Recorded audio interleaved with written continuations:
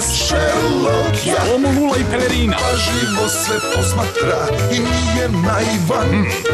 Ne možeš ga zavarati. Juriš na istinu. Sherlock, jak. Sherlock, jak. Hoćete li vi otkriti pre Sherlocka ko je rasplakao krokodila? Hoćete odlaganje? Kakvo odlaganje? Molim te. Platit ćemo ti sljedećeg mjeseca. Skroz smo bez novca. 0. Mamma mia, rasplakali ste me.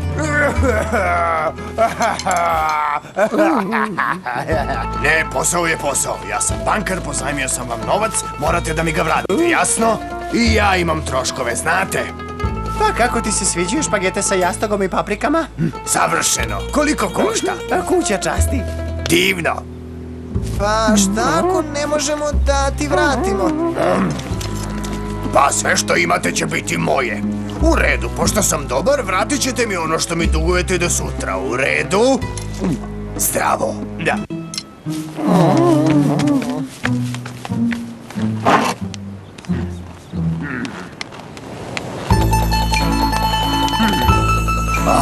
Novčić, sjajno.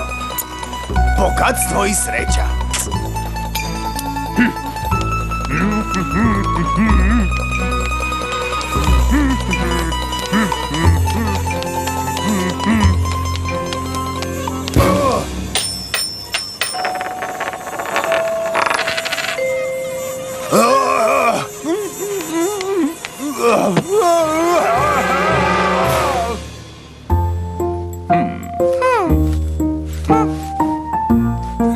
Ovog puta ćeš izgubiti.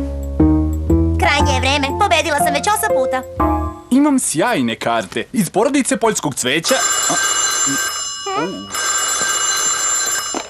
Ovde je Sherlock jak.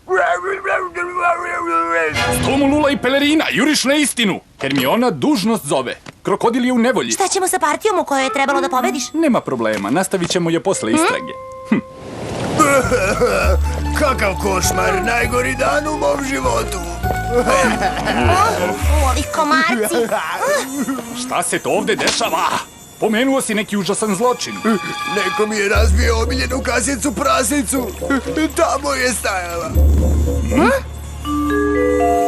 Da, zaista, to je užasno. To je uspomena, poklon od mog tate. U njoj sam uštedeo prvi novčić. Da li je bilo od porcelana? Ne, od ojačane termoplastike. Samo čudovište može da razbije. Ne, samo treba udariti snažno i precizno. Jao, da li je bilo mnogo novca? Ne, samo mnogo ljubavi. Zanimljivo. Ima i žrtava. Zločinac verovatno nosi tragove borbe sa krvožednim komarcima. Misliš rane? Ne, već ujede. Još jedna stvar. Da li znaš ko bi želeo da te rasplače?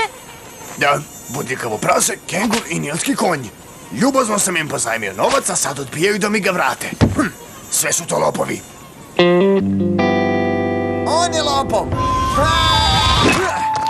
Pozajmio mi je novac da kupim opremu, wow, za karate. Neke cigle. Traže da mu bang, vratim 3 puta više novca. To je užasno. Nego šta, pošto ne mogu da mu vratim, kaže da je sve što imam njegovo. Kaže da sve to piše u ugovoru. Znači, možda bi želeo da mu se osvetiš razbijanjem njegove kasice? Da sam znao da će zbog toga da buhuhuhu plače, prepolovio bih je. Ovako. Hajha! Prepolovio, kažeš. Imaš li ujede komaraca? A ne, zato što mene ne ujedaju. Baš imaš sreće. Zato što imam tajnu. Ulje od limun trave. Poprskam ga, psst, i svi insekti beže. Mrze taj miris. Bang! Zanimljivo. Hvala, kengure. Nema na čemu. Hajja! Ovi dosadni ujedi su nepodnošljivi. Zar tebi ne smetaju? Ne, ja sam pobedio svrab pomoću emocionalne mudrosti kosmičke energije. Tehnike koju me naučio učitelj Pravedno pero. Moraš da naučiš osnovno životno pravilo. Što više češeš, što više svrbi. Moraš da se obuzdavaš. Nemoguće! Nemoguće u tvojoj glavi. Moraš da veruješ u to. Pomoći će ti ako ponavljaš brzalicu. Svrbiša, svrbiši, ništa me ne svrbi. Svrbiša, svrbiš i ništa me ne svrbi. Svrbiša, svrbiš i ništa me ne svrbi. Svrbiša, svrbiš i ništa me ne svrbi. Sjajno.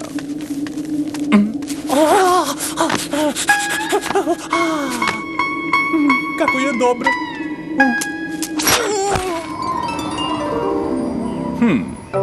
Svrbiša, svrbiš i ništa me ne svrbi. Stvarno deluje, nikad se ne češem. Hajde da ispitamo bodljikavo prase. Svrbiša, svrbiš i ništa me ne svrbi.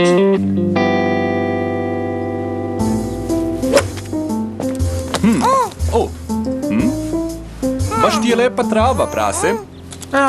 Ali više nije moja, sutra moram da je dam krokodilu zbog nekog nepoštenog ugovora sa posebnim uslovima. Koje nisi pročitao. Ne, nažalost, napisano su vrlo sitnim slovima. Evo, pogledaj. Vidim, znaš li da mu je neko razbio kasicu? Tako mu i treba. Nego dobra ti je ta palica za golf. Deluje moćno i precizno. Naravno, ova mi je omiljena. Mogu li da je probam? Samo izvoli.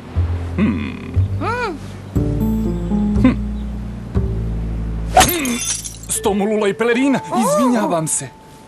Nema veze. Jedna stvar manje za krokodila. Ali reci mi, gde ćeš živeti ako izgubiš sve? Na otvorenom.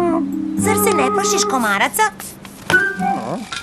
Ne, uvek nosim sprej protiv buba. Od ovog komarci padaju kao mušice. Tako dakle. Hvala ti prase, bit ćemo u kontaktu. Svrbiša, svrbiš i ništa me ne svrbi. Ne, Hermiona, zapamti, što se više češeš, što više svrbi. Samo obuzdavanje. Svrbiša, svrbiši, ništa me Krokodilove ne metode svrbi. su mi odvratne, ali žrtve su potpisale ugovor, tako da je sve po zakonu. Šta ti misliš, Hermiona? Hermiona! Hej, pa ti se češeš. O, ne, ovo je veština aktivnog odmora. Uopšte nije češanje.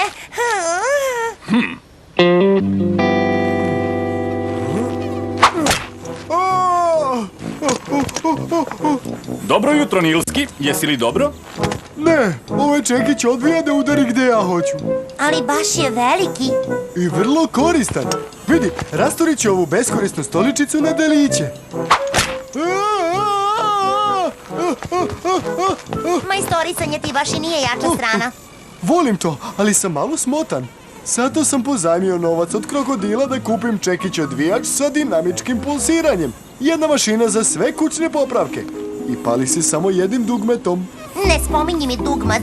Imaš boginje? Ne ujedi komaraca. Mene komarci ne diraju. Koža mi je predebela, ne mogu da me ubodu.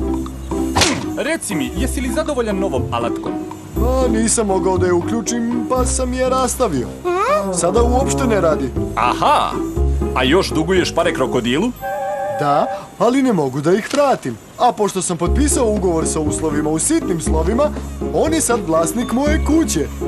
Da li znaš da mu je neko razbio kasicu? Ne, ali tako mu i treba. Najobičniji prevarant. Hvala ti, Nilski. Hermiona, imam dobre vesti. Stvarno? Zato što sam ja malo zbunjena. Imamo li prave osumnjičene? Niko nema ujeda od komaraca. Tako je. Ipak znam ko je krivac. Ha? A vi, mladi detektivi, ako ste pažljivo pratili, sigurno ste već shvatili. Da se podsjetimo, neko je vrlo snažnim i preciznim udarcem razbio krokodilovu kasicu prasicu. Zlikovac je morao da se bori sa komarcima. Šta mislite, ko je rasplakao krokodila? Kengur, bodljikavo prase ili gospodin Nilski? Šta mislite, ko je krivac?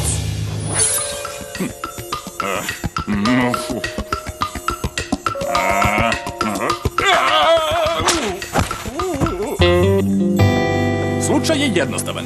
Zločinac se ušunjao kod krokodila i osvetio mu se razbijanjem njegove drage kasice. Dok je činio zločin, ubio je dosta komaraca.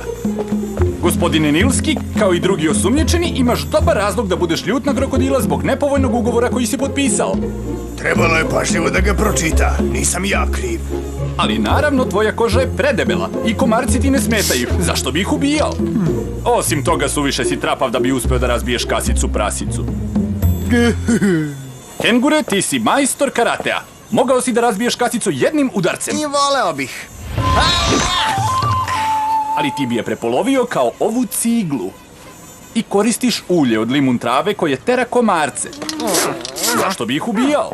Ne, Krivac ima predmet kojim može da se razbije kasica prasica i sredstvo za ubijanje komaraca. Nije li tako, prase? Zato što si krivac ti! Tog jutra, dok je krokodil završavao šetnju, otišao si kod njega sa sprejom protiv buba i palicom za golf. Poprskao si komarce pre nego što si palicom razbio kasicu. To je laž.